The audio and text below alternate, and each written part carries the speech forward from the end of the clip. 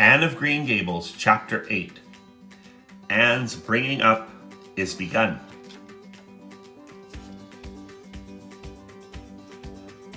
For reasons best known to herself, Marilla did not tell Anne that she was to stay at Green Gables until the next afternoon. During the forenoon, she kept the child busy with various tasks and watched over her with a keen eye while she did them. By noon, she had concluded that Anne was smart and obedient, willing to work, and quick to learn. Her most serious shortcoming seemed to be a tendency to fall into daydreams in the middle of a task and forget all about it until such time as she was sharply recalled to earth by a reprimand or a catastrophe. When Anne had finished washing the dinner dishes, she suddenly confronted Marilla with an air and expression of one desperately determined to learn the worst. Her thin little body trembled from head to foot. Her face flushed and her eyes dilated until they were almost black. She clasped her hands tightly and said in an imploring voice, "Oh, please, Miss Cuthbert, won't you tell me if you are going to send me away or not? I've tried to be patient all the morning, but I really feel that I cannot bear not knowing any longer. It's a dreadful feeling. Please tell me." You haven't scalded the dishcloth in clean hot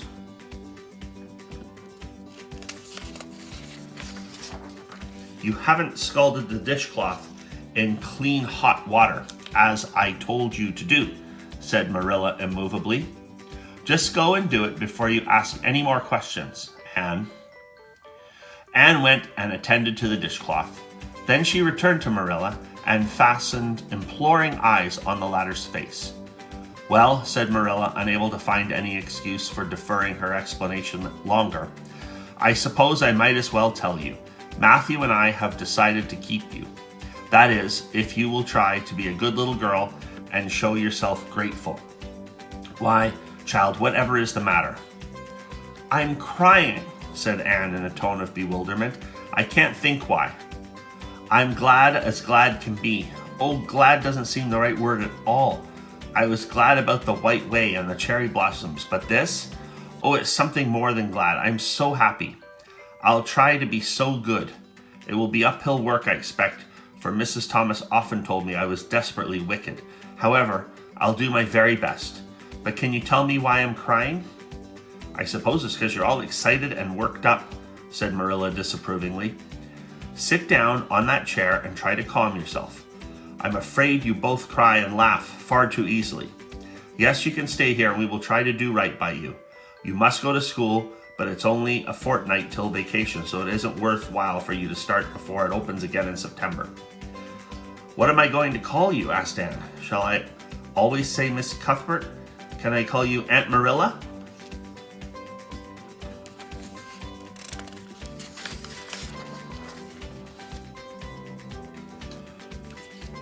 "No, you'll just call me plain Marilla. I'm not used to being called Miss Cuthbert, and it would make me nervous." "It sounds awfully disrespectful to just say Marilla," protested Anne. "I guess there'll be nothing disrespectful in it if you're careful to speak respectfully. Everybody, young and old, in Avonlea calls me Marilla, except the minister. He says Miss Cuthbert when he thinks of it." "I'd love to call you Aunt Marilla," said Anne wistfully. "I've never had an aunt or any relation at all, not even a grandmother. It would make me feel as if I really belonged to you. Can't I call you Aunt Marilla?" "No, I'm not your aunt, and I don't believe in calling people names that don't belong to them." "But we could imagine you were my aunt." "I couldn't," said Marilla grimly. "Do you ever imagine things different from what they really are?" said Anne wide-eyed. "No." "Oh," Anne drew a long breath. Marilla, how much you miss." "I don't believe in imagining things different from what they really are," retorted Marilla. "When the Lord puts us in certain circumstances, he doesn't mean for us to imagine them away. And that reminds me, go into the sitting room, Anne. Be sure your feet are clean and don't let any flies in, and bring me out the illustrated card that's on the mantelpiece. The Lord's Prayer is on it, and you'll..."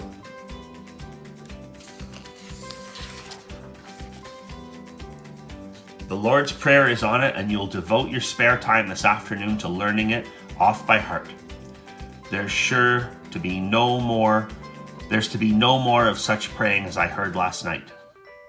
I suppose I was very awkward, said Anne apologetically. But then, you see, I've never had any practice. You couldn't really expect a person to pray very well the first time she tried, could you?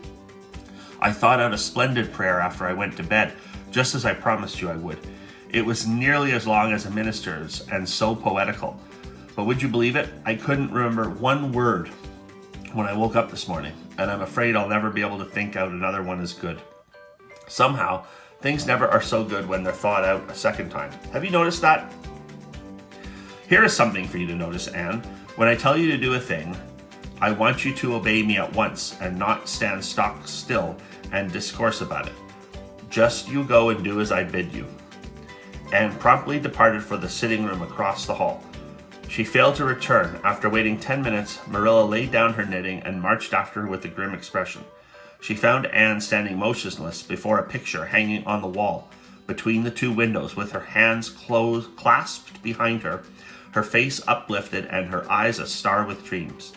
The white and green light, strained through apple trees and clustering vines outside, fell over the rapt little figure with a half-unearthly radiance.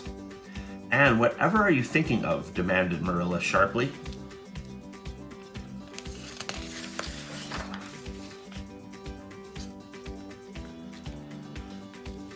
Anne came back to earth with a start. That, she said, pointing to the picture, a rather vivid chromo entitled Christ Blessing Little Children. And I was just imagining I was one of them, that I was the little girl in the blue dress standing off by herself in the corner as if she didn't belong to anyone like me. She looks lonely and sad, don't you think? I guess she hadn't any father or mother of her own, but she wanted to be blessed too, so she just crept shyly up on the outside of the crowd, hoping nobody would notice her, except him. I'm sure I know just how she felt. Her heart must have beat and her hands must have got cold like mine did when I asked you if I could stay. She was afraid he might notice her, but it's likely he did, don't you think? I've been trying to imagine it all out, her edging a little nearer all the time until she was quite close to him, and then he would look at her and put his hand on her hair, and oh, such a thrill of joy as would run over her. But I wish the artist hadn't painted him so sorrowful looking. All his pictures are like that, if you've noticed. But I don't believe he could really have looked so sad, or the children would have been afraid of him. Anne, said Marilla, wondering why she had not broken into this speech long before, you shouldn't talk that way. It's irreverent, positively irreverent. Anne's eyes marveled. Why, I felt just as reverent as could be. I'm sure I didn't mean to be irreverent.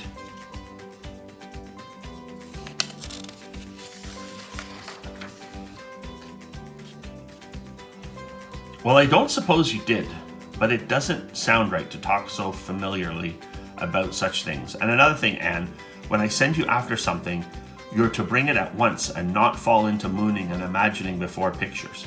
Remember that. Take that card and come right to the kitchen. Now sit down in the corner and learn that prayer off by heart. Anne set the card up against the jug full of apple blossoms she had brought in to decorate the dinner table. Marilla had eyed that decoration askance, but had said nothing, propped her chin on her hands, and fell to studying it intently for several silent minutes. I like this, she announced at length. It's beautiful. I've heard it before.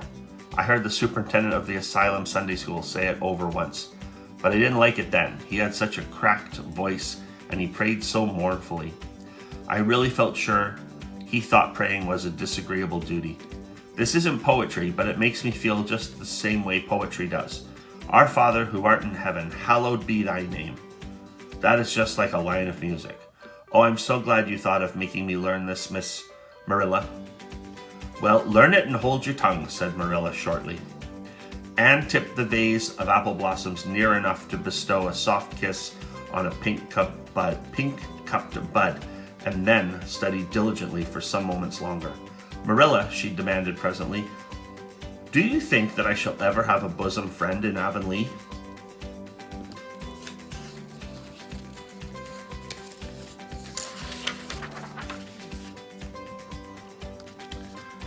A what kind of friend? A bosom friend, an intimate friend, you know, a really kindred spirit to whom I can confide my inmost soul. I have dreamed of meeting her all my life. I never really supposed I would, but so many of my loveliest dreams have come true all at once that perhaps this one will too. Do you think it's possible?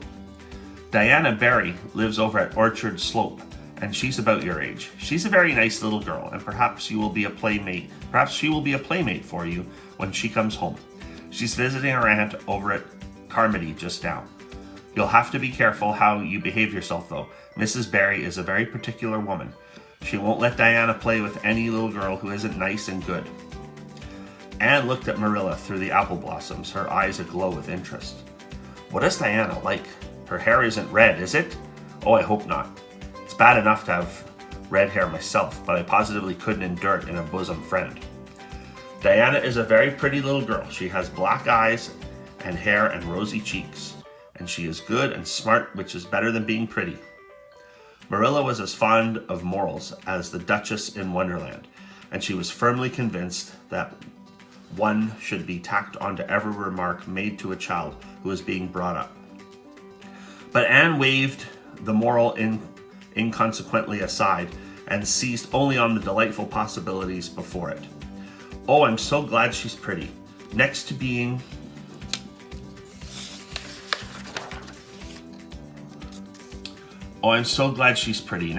beautiful oneself, and that's impossible in my case. It would be best to have a beautiful bosom friend.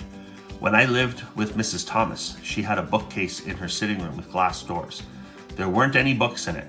Mrs. Thomas kept her best china and her preserves there, and when she had any preserves to keep. One of the doors was broken. Mr. Thomas smashed it one night when he was slightly intoxicated, but the other was whole, and I used to pretend that my reflection in it was another little girl who lived in it. I called her Katie Maurice, and we were very intimate.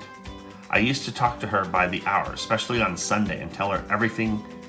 Katie was the comfort and consolation of my life. We used to pretend that the bookcase was enchanted and that if I only knew the spell, I could open the door and step right into the room where Katie Maurice lived, instead of into Mrs. Thomas's shelves of preserves and china. And then Katie Maurice would have taken me by the hand and led me out into a wonderful place, all flowers and sunshine and fairies, and we would have lived there happy forever after.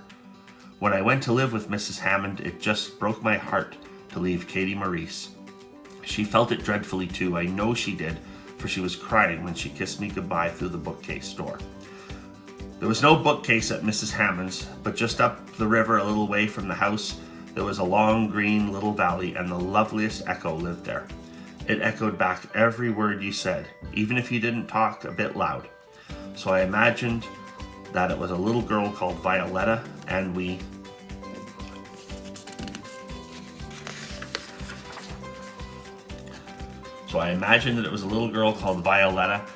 were great friends, and I loved her almost as well as I loved Katie Maurice. Not quite, but almost, you know. The night before I went to the asylum, I said goodbye to Violetta, and oh, her goodbye came back to me in such a sad, sad tone. I had become so attached to her that I hadn't the heart to imagine a bosom friend at the asylum, even if there had been any scope for imagination there. I think it's just as well there wasn't, said Marilla dryly. I don't approve of such goings-on. You seem to half believe your own imaginations. It will be well for you to have a real live friend to put such nonsense out of your head. And don't let Mrs. Barry hear you talking about your Katie Maurices and your Violettas, or she'll think you tell stories. Oh, I won't. I wouldn't talk of them to everybody. Their memories are too sacred for that. But I thought I'd like to have you know about them. Oh, look, there's a big bee just tumbled out of an apple blossom. Just think what a lovely place to live, in an apple blossom. Fancy going to sleep in it when the wind was rocking it. If I wasn't a human girl, I think I'd like to be a bee and live among the flowers. Yesterday you wanted to be a seagull, sniffed Marilla. I think you are very fickle-minded. I told you to learn that prayer and not talk, but it seems impossible for you to stop talking if you've got anyone that will listen to you. So go up to your room and learn it.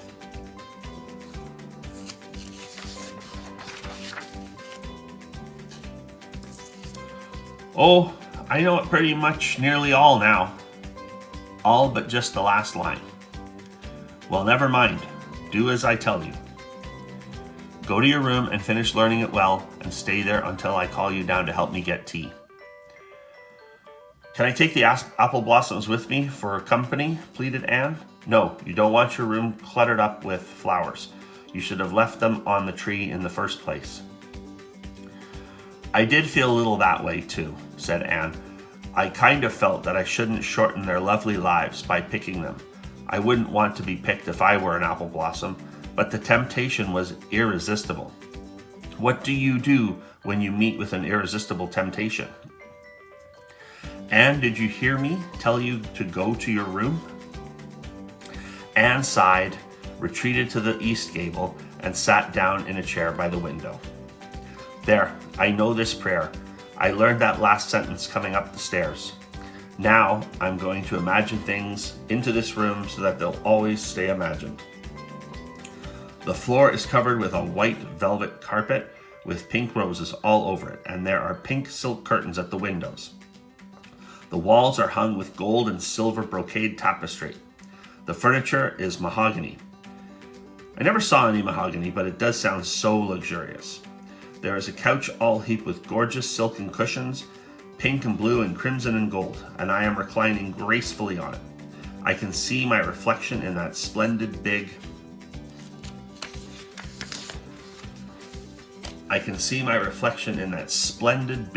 mirror hanging on the wall.